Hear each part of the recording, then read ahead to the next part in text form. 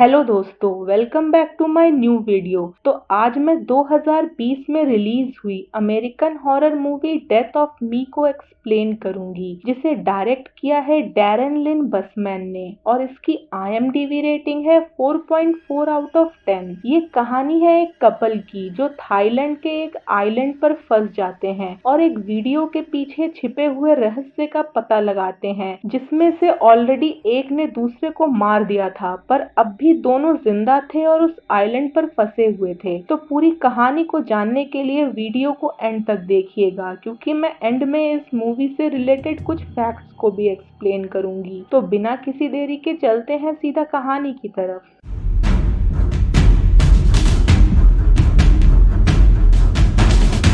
कहानी की शुरुआत होती है एक कपल क्रिस्टीन और नील को दिखाते हुए, जो अपने वैकेशन के लास्ट मॉर्निंग अपने रूम में काफी खराब हालत में जागते हैं, जहां दोनों की बॉडी पूरी तरह मिट्टी से गंदी थी और दोनों को लास्ट नाइट का कुछ भी याद नहीं था। जागते ही उन्हें याद आता है कि आज उन्हें इस आइलैंड से बोर्ड करना है, इससे पहले कि टाइफून उस आइलैंड को हिट करे। क्रिस्टीन को अपने गले में एक अननोन नेकलेस मिलता है, जिसे उसने इससे पहले कभी भी नहीं देखा था। खैर, दोनों पोर्ट की तरफ निकलते हैं अपने बोट के लिए, पर रास्ते में ही कैब ड्राइवर उन्हें उतार देता है, क्योंकि किसी फेस्टिवल के वजह से वो आगे नहीं जा सकता था। दोनों किसी तरह से पोर्ट पर पहुंचते हैं, पर क्रिस्टीन को अपना पासपोर्ट और फोन ना मिलने के वजह से वो बोट नहीं ले पाते और उन्हें वहां एक और दिन के लिए रुकना पड़ता है। जल्द ही उन्हें पता चलता है कि उनका लगेज उस बोट के साथ दूसरे आइलैंड के लिए निकल गया है। वो उस बोट को रोकने के लिए कहते हैं, पर उस बोट में किसी के पास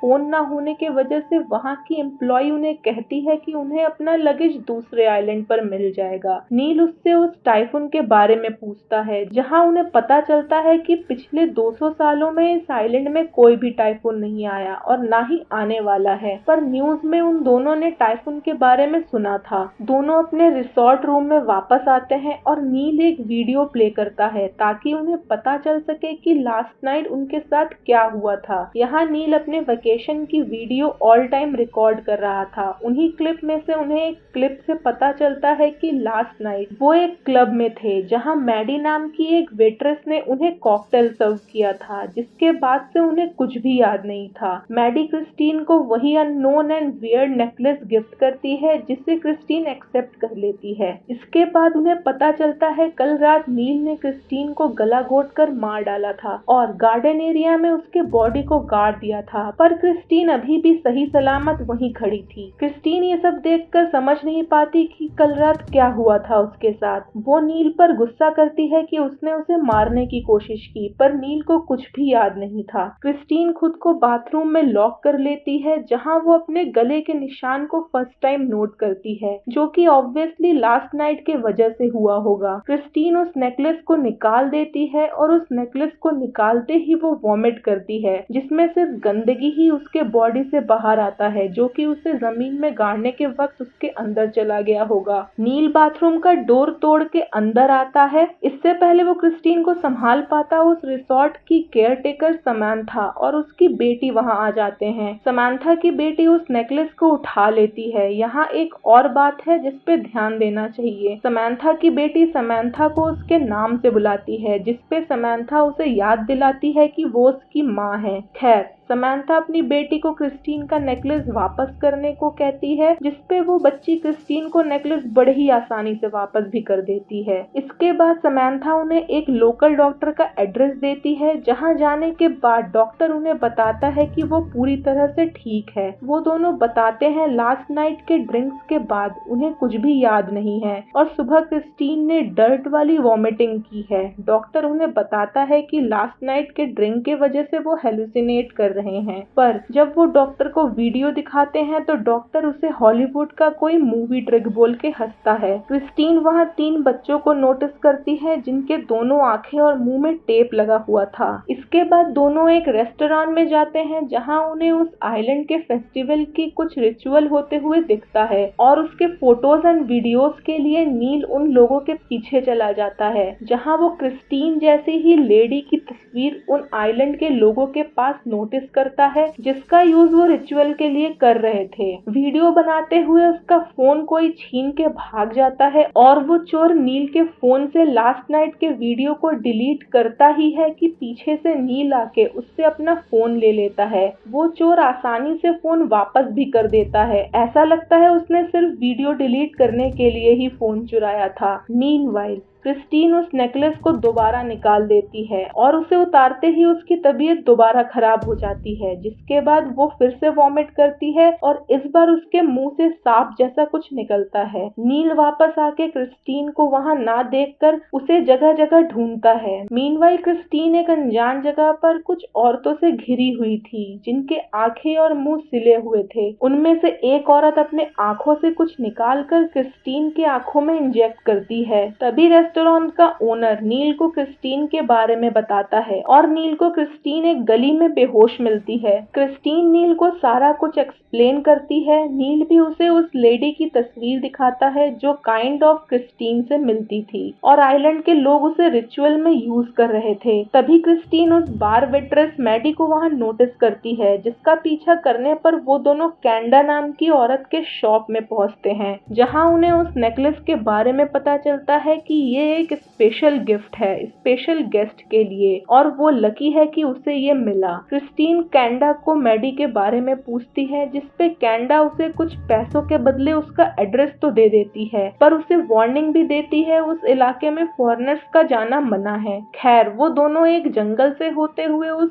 प्लेस में पहुंचते हैं जहां क्रिस्टीन को और उसके नेकलेस को देख सारे लोग वियर्डली स्माइल करते हैं। उन्हें वहां मैडी मिलती है जो उन्हें सिर्फ नील का पासपोर्ट वापस करती है। क्रिस्टीन उससे लास्ट नाइट के ड्रिंक के बारे में पूछती है, जिसपे मैडी उसे बताती है उसने ड्रिंक में ऐसा कुछ मिलाया था जिससे कुछ देर के लिए हेलुसिनेशन होते हैं। क्रिस्टीन उस पर गुस्सा करती है उसने ऐसा ड्रिंक उन्हें दिया ही क्यों, जबकि मैडी उसे बताती है कि उसने सिर्फ ऑफर किया था और उस ड्रिंक को उसने खुद एक्सेप्ट किया और उसके इसी ब्रेवरी की वजह से उसने उसे रिवॉर्ड में ये नेकलेस दिया था। क्रिस्टीन वो नेकलेस उसे वापस करने जाती है, पर मैडी उसे ऐसा करने से मना करती है क्योंकि उसने उस गिफ्ट को एक्सेप्ट कर लिया था और अब वो उसे वापस नहीं कर सकती थी। क्रिस्टीन मैडी से अपना पासपोर्ट मांगती है, पर वहाँ के रेसिडेंट्स आके कुछ चैंटिंग करने लगते हैं, जिसके वजह से उन्हें वहाँ से वापस अपने रिसोर्ट आना पड़ता है, जहाँ समांथा दोनों को कुछ ड्रिंक बना के देती है और एक बोट का भी अरेंजमेंट करती है। समांथा यहाँ क्रिस्टीन को बताती है इस आइलैंड पर दूर दूर से लोग आते हैं जिन्हें ऐसी बीमारी है जो ठीक नहीं हो सकती, पर इस आइलैंड पर आते ही उनकी बीमारी ठीक हो जाती है। क्रिस्टीन समांथा को अपना नेकलेस देना चाहती थी क्योंकि उसे इन सब पर भरोसा नहीं था, पर समांथा उसे लेने से मना कर देती है। दूसरी तरफ नील बोट का वेट कर रहा होता है और उसके पास ही एक रेसिडेंट फिश कट कर रहा होता है। तभी क्रिस्टीन नील से उसका फोन मांगती है ताकि वो अपने फैमिली एंड फ्रेंड्स को इन्फॉर्म कर सके, पर नेटवर्क ना आने की वजह से वो रिसेप्शन की तरफ जाती है, जहां वो फोन में एक वीडियो देखती है जिसमें नील ने कहा था कि वो आज मरने वाला है। तभी नील के पास खड़ा वो आदमी उसके कानों में कुछ कहता है, जिसके बाद नील उसके चाकू से अपना पेट चीर लेता है और समुद्र में गिर जाता है। क्रिस्टीन उसे बचाने भागती है, पर तब तक बहुत देर हो चुकी थी, जिसके बाद क्रिस्टीन बेहोश हो जाती है और उसकी आंख खुलती है तो एक पुलिस ऑफिसर उसके सामने था। वो उसे सब बताती है, पर ऑफिसर उसे बताता है ये उसका हेलुसिनेशन था, ऐसा कुछ भी नहीं हुआ। वो उस आदमी से ऑफिसर को सच बताने को कहती है, पर वो भी यही कहता है यहाँ ऐसा कुछ नहीं हुआ। इसके बाद क्रिस्टीन सच में हेलुसिनेट होती है और बीच पर नील की बॉडी को देखती है, पर वहां पहुंचने पर उसे कुछ नहीं दिखता। तभी समांथा उसे फोन देती है और उसे कहती है कि नील का फोन है, पर अगेन नेटवर्क के वजह से कुछ पता नहीं चल पाता। क्रिस्टीन समांथा को मैडी के पास ले चलने के लिए कहती है, जहां पहुंचने पर उसे कोई नहीं मिलता एक्सेप्ट उन्हीं वियर्ड औरतों के जिनके मुंह और आंखें सिले हुए थे। वो औरतें क्रिस्टीन के कपड़े उतार के उसके बॉडी में कुछ डालती है और फिर क्रिस्टीन की आंखें सीधे रिसोर्ट में खुलती है, जहां समांथा उसे बताती है वो कार से निकलते ही बेहोश हो गई थी। ये सब सुनते ही क्रिस्टीन फ्रस्ट्रेशन वैकेशन में उस नेकलेस को फिर से उतार देती है, जिसके बाद उसके स्टमक में पेन स्टार्ट हो जाता है और उसे वो नेकलेस ना चाहते हुए भी दोबारा पहनना पड़ता है। समांथा उसे फिर से उसी डॉक्टर के पास ले जाती है जो उसे बताता है कि वो प्रेग्नेंट है। क्रिस्टीन ये सुन के शॉक्ड हो जाती है क्योंकि वो कंसीव नहीं कर सकती थी।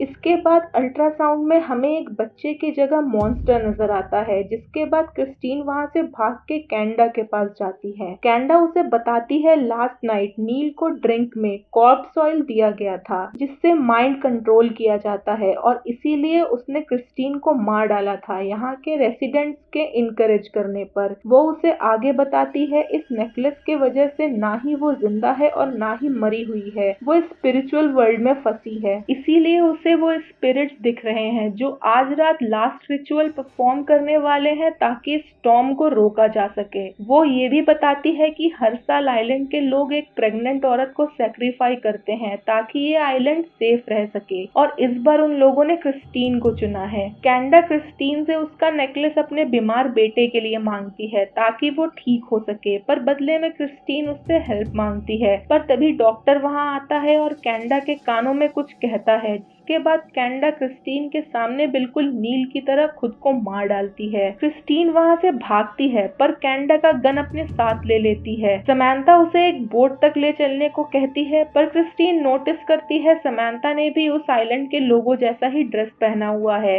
खैर, रास्ते में समांथा का सच सामने आ जाता है कि वो भी एक कल्ट का हिस्सा है। वो क्रिस्टीन को बताती है कि उसका हस्बैंड नील मर चुका है और उसे अब खुद को इस आइलैंड के लिए सैक्रिफाई कर देना चाहिए। वो आगे बताती है कि जब वो इस आइलैंड में आई थी उसे कैंसर था, पर यहाँ आते ही वो बिल्कुल ठीक हो गई। इस आइलैंड में कोई भी बीमार नहीं रह सकता, जैसे कि क्रिस्टीन भी क्योर हो गई और वो अब प्रेग्नेंट है। ये बच्चा भी आधा नील का और आधा इस आइलैंड का था। क्रिस्टीन को जल्द ही ये भी पता चल जाता है कि वो बच्ची समांथा की नहीं थी, उस बच्ची की रियल मॉम को भी इसी रिचुअल के वजह से सैक्रिफाई किया गया था। इसीलिए वो बच्ची मूवी के स्टार्टिंग में समांथा को उसके नाम से पुकारती है। क्रिस्टीन समांथा को कार रोकने के लिए कहती है पर समांथा के कार ना रोकने पर वो उसे कैंडा के गन से शूट करके भाग जाती है, पर रास्ते में उसे आइलैंड के लोग पकड़ लेते हैं, जिसके बाद उसकी आंख एक जंगल में एक बड़े से दरवाजे के बाहर खुलती है, जिसके अंदर जाते ही उस आइलैंड के लोग मिलते हैं जो लास्ट रिचुअल के लिए रेडी थे। क्रिस्टीन को वहां सैक्रिफाइड औरतों की स्पिरिट्स दिखती है जो उस पर कुछ धुआं जैसा स्प्रेड करते ही वो बेहोश हो जाती है। जब उसकी आंख खुलती है तो वो एक पोल से बंधी हुई थी और उसके सामने मैडी थी। मैडी उसे बताती है उसने उसे मौका दिया था यहाँ से भागने का, पर वो अपने हस्बैंड को ढूंढने की वजह से यहीं रुकी। तभी हम उस पुलिस ऑफिसर को देखते हैं जो कल्ट का ही एक हिस्सा था। तभी डॉक्टर भी सामने आता है। इस आइलैंड के सभी लोग मिले हुए थे,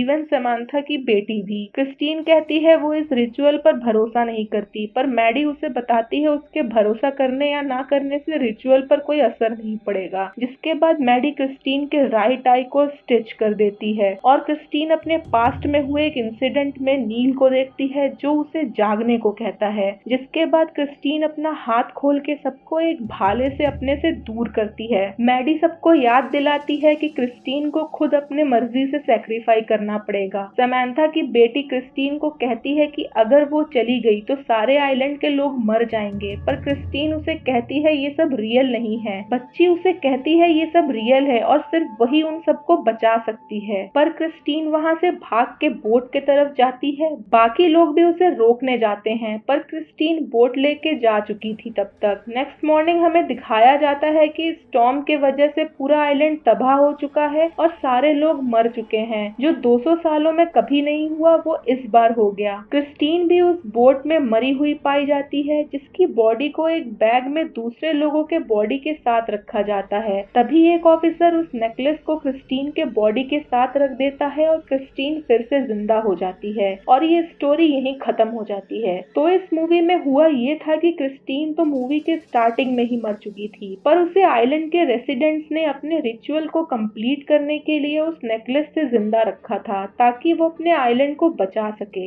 एक्चुअली ये एक मैजिकल आइलैंड था जहाँ के लोग हर साल एक प्रेग्नेंट औरत को सैक्रिफाई करते थे ताकि वो अपने आइलैंड आइलैंड को सेव कर सके स्टॉर्म एंड अदर डिजीज से। और इस आइलैंड को सेव उन्हीं सैक्रिफाइड वुमेन्स की स्पिरिट करती थी। इसी वजह से जो भी बीमार इंसान उस आइलैंड पर आता था वो ठीक हो जाता था। पर अगर इस आइलैंड पर सारी डिजीज सही हो जाती थी तो कैंडा का बेटा बीमार क्यों था? और उस आइलैंड पर डॉक्टर की जरूरत भी नहीं थी, पर हमें डॉक्टर दिखाया गया। हो सकता है डॉक्टर को सिर्फ आइलैंड रेसिडेंट्स ने क्रिस्टीन के लिए प्लॉट किया हो ताकि वो उन सब पर भरोसा कर सके। और रही बात कैंडा के बेटे की, तो वो भी अपने बेटे को डॉक्टर के पास नहीं ले जाना चाहती थी, क्योंकि कोई डॉक्टर वहाँ एग्जिस्ट ही नहीं करता होगा शायद, और वो स्पिरिचुअली अपने बेटे को ठीक करना चाहती होगी। अगर बात करें क्रिस्टीन की, तो वो मूवी के लास्ट में जिंदा थी उस नेकलेस के वजह से, जिसका मतलब वो अभी भी स्पिरिचुअल वर्ल्ड में फंसी हुई है, ना ही जिंदा है और ना ही मुर्दा। और उसका बच्चा जो कि मॉन्स्टर जैसा दिखाया गया मूवी में, वो भी अभी जिंदा है। मींस आइलैंड का मैजिक अभी खत्म नहीं हुआ। भले ही आइलैंड डिस्ट्रॉय हो चुका है, पर मैजिक अभी भी बचा हुआ है क्रिस्टीन और उसके बच्चे के रूप में, क्योंकि उस बच्चे का आधा हिस्सा आइलैंड का था। आई होप आपको ये वीडियो अच्छी लगी होगी। तो ऐसे ही वीडियो देखने के लिए चैनल को सब्सक्राइब करें, वीडियो को लाइक करें, शेयर करें और कमेंट जरूर करिएगा। मिलते हैं अगले वीडियो में, तब तक के लिए बाय बाय।